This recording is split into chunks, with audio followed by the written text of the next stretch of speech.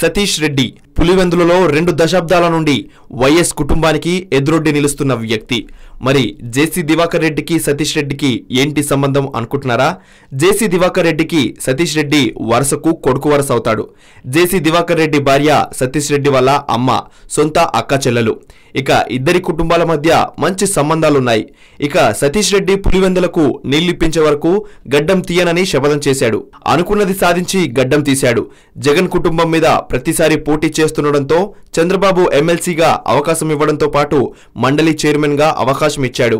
ఇక పులివెందుల నియోజకవర్గం నుంచి వచ్చే అసెంబ్లీ ఎన్నికల్లో వైఎస్ జగన్ పై పోటీ పడేది చంద్రబాబు నాయుడు తేల్చేశారు. సతీష్ రెడ్డి అభ్యర్థాన్ని చంద్రబాబు ఖరారు చేశారు.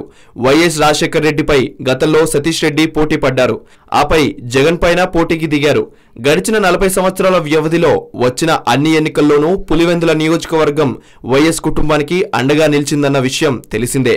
పోటీ చేసిన ప్రతిసారి ఆయన ఓటమి పాలవుతూనే ఉన్నా పట్టు వదల్లేదు. మరోసారి కూడా సతీష్ రెడ్డినే పులివెందులలో నిలపాలని టీడీపీ అధినేత నిర్ణయించారు. హలో, మిమ్మల్నే యోయో టీవీ యాప్ డౌన్లోడ్ చేసుకున్నారా? ఇంకా లేదా?